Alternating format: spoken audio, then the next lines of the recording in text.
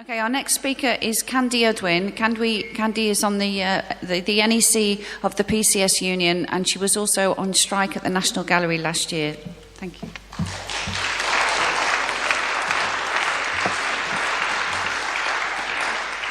Well, I'm here today partly to give you a message from Mark Sawatka, the General Secretary of PCS, who was due to speak at the conference today but is at the moment in Papworth Hospital. And he says, "I'm sorry I can't be with you at your national conference. As you may be aware, I'm currently in hospital awaiting a heart transplant, and so I'm unable to attend the weekend's events, but I want to pass on solidarity and support. At a time when the country faces an uncertain and challenging political future, and when people are facing ongoing attacks on their jobs, their pay and their rights at work, it's vital we have every campaigning option at our disposal to continue to build a modern and flexible trade union movement. PCS has a strong history as a member-led campaigning union, leading the campaign for an alternative to austerity and an end to the cuts in pay, jobs and pensions inflicted on our members and the entire country by governments in recent years. From fighting and defeating the government over the removal of Chekhov to our current fight against the government cuts to civil service jobs and terms and conditions, we are proud that while it may be difficult, we're able to take a stand as a union. Now more than ever, with a sharp rise in inflation due to add further misery to the damage and frustration of more than 6 years of pay restraint, it's time for action. Our members, along with millions of others in the public sector, deserve and need a decent pay rise, and that's why we will call for a new joint union fight over pay in the new year. And I've got particular reason to be grateful to Mark for the support that he and PCS gave us last year. It's why I've got my job back at the National Gallery and why we got the outcome that we did. And I'm sure we'd all like to send him a message. And by the way, he's writing his blog. You can see it on PCS. You can send a message if you want to via me or PCS. He'd love to hear from you. And I think he's right. We've got a big responsibility at the moment. We're meeting today in the shadow of Trump, and people this week have been feeling angry, they've been feeling afraid, and actually I think people have been feeling a bit powerless.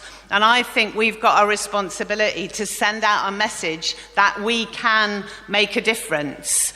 And you can see, there are so many, it's not just in the States, is it? There are so many angry people, angry and feeling excluded by austerity. And you have to say that they've got a lot, the trade union movement and the wider labour movement have got a lot to answer for, that they haven't given a real political alternative to austerity to those people and have allowed that anger to be channelled by the right and by the racists.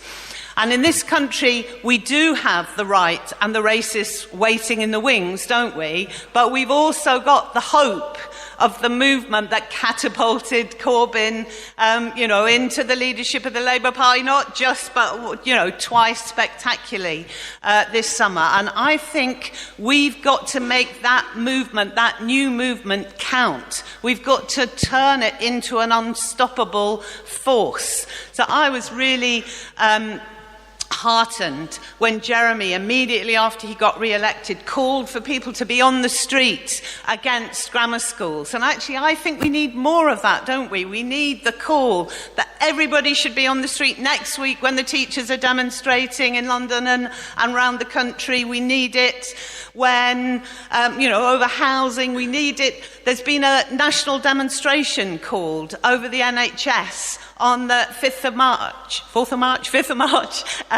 We need to say that the Labour Party and the trade unions are going to back that demonstration and make it into a real campaign. And we need the call to go out to say that we're going to be on the street standing up to racism wherever it occurs.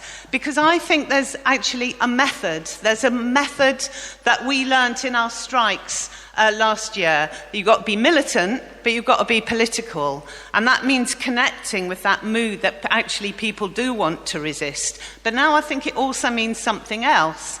I think it means using the fact that we have got the Corbyn effect. We do have a political alternative. We do have somebody saying we're against cuts, we're calling for an end to privatisation, we support the £10 an hour campaign, and I think we have to use that to make people feel more confident to fight, to fan the flames where we are, but also to fight for the national movement, the national action that we know that we need if we're going to stop the attacks but also get Jeremy elected as Prime Minister. And I want to give you one example because last week there was a fantastic demonstration for libraries, museums and galleries. And it started from local campaigns who used the confidence that they got from the backing of Jeremy Corbyn to say, we can't just do this locally, we can go for this nationally, and called a fantastic demonstration which is now going to go on. There's a plan for a regional demonstration in the northwest now. We're going to take it to Parliament. And that's what I think we should be doing today. I think there's 4 things we should be discussing. How can we fan the flames ourselves where we work? How can we stand up to racism wherever it occurs? How can we back every single dispute that's here today and make sure they win? But also, how can we demand, how can we fight for the national action that we know that we need to stop the attacks and to give people a real political hope and a real alternative?